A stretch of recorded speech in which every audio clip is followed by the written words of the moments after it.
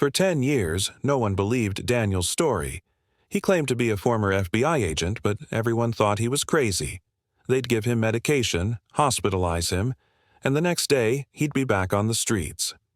Until the day they learned the truth, he really was an FBI agent and was running the biggest operation in the city's history. Welcome to the Frontline Voices. Before we begin this incredible story, tell us in the comments which city you're watching from today, and if you believe stories like this need to be heard, hit that subscribe button. For 10 years, no one believed Daniel's story. He claimed to be a former FBI agent, but everyone thought he was crazy. They'd give him medication, hospitalize him, and the next day he'd be back on the streets. Until the day they learned the truth, he really was an FBI agent and was running the biggest operation in the city's history. On Chicago's South Side, at the corner of 47th Street, Daniel Morrison appeared every morning at 6:30. Torn coat, scraggly beard, disheveled hair, police officer Kevin Murphy first saw him in 2013. "You can't live here, buddy," Murphy said. Daniel looked at him, familiar glint in his eyes. "Officer Murphy, badge 2847. Your wife is Sarah, kids Emma and Jake." Murphy froze. "How do you know that?" "FBI files. I'm Agent Daniel Morrison on undercover assignment." Murphy took him to the hospital that day. Dr. Patricia Williams made the diagnosis. Paranoid schizophrenia, believes he's an FBI agent. But Daniel never gave up his story. "Dr. Williams, your daughter Lisa studies medicine at Northwestern. Got a D in organic chemistry last week. Your husband Robert is a sports editor at the Tribune, had prostate surgery last month." Dr. Williams was shocked. The information was accurate, but how could he know? "Internet research. These patients can be very intelligent." Daniel was given antipsychotic medication and discharged, but he immediately returned to the streets. The first year he was hospitalized repeatedly. Every time the same story.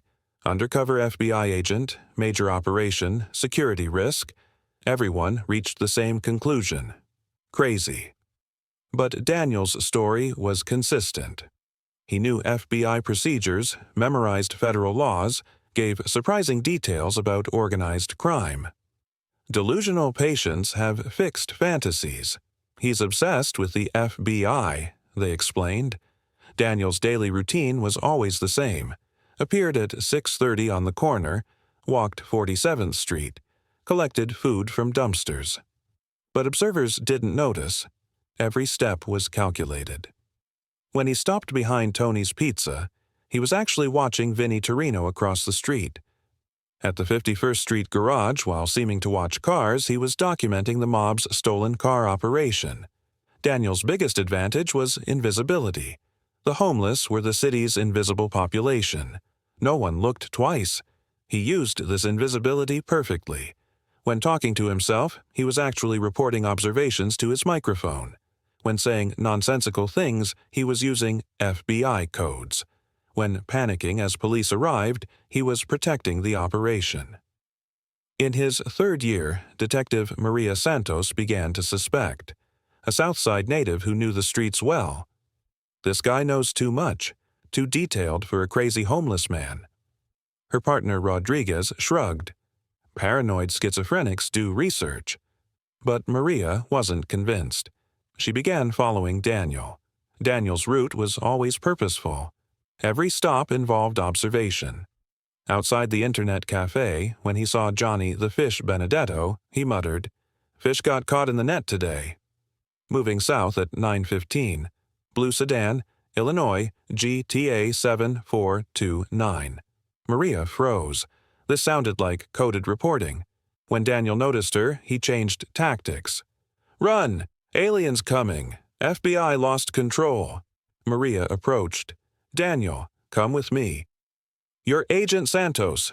We have your file. Be careful, Marcelli's watching you." Maria was shocked. The Marcelli name only appeared in police files. "How do you know Marcelli?"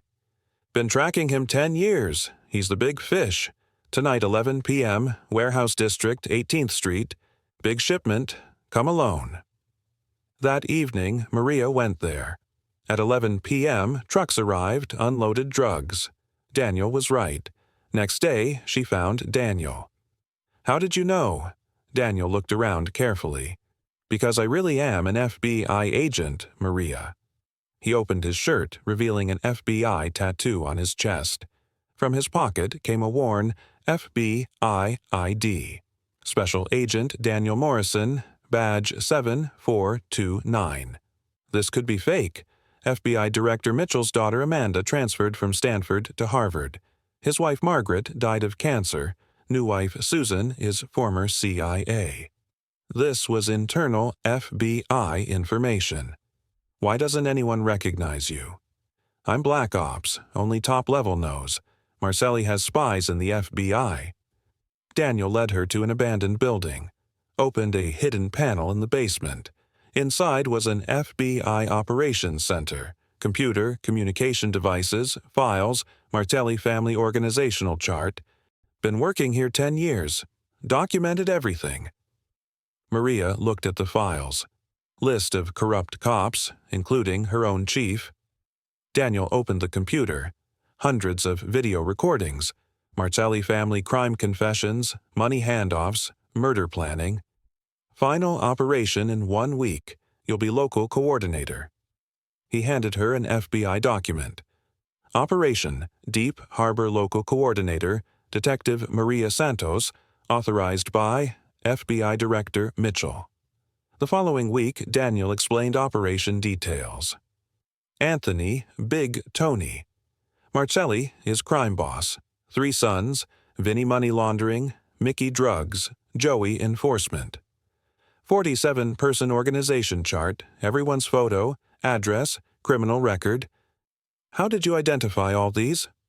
10 years surveillance. While living on streets, I watched them all. The final night arrived. Maria acted on FBI instructions. Daniel's coordinates were perfect. Simultaneous raids at 12 different locations.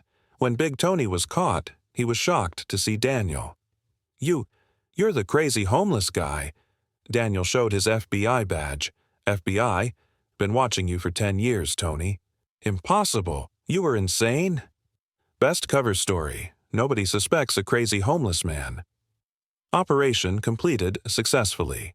47 arrests, millions in seizures, Chicago's biggest crime organization dismantled. When Daniel emerged from the hospital, he was cleanly dressed. For the first time in 10 years, he looked like an FBI agent. Dr. Williams was stunned seeing him.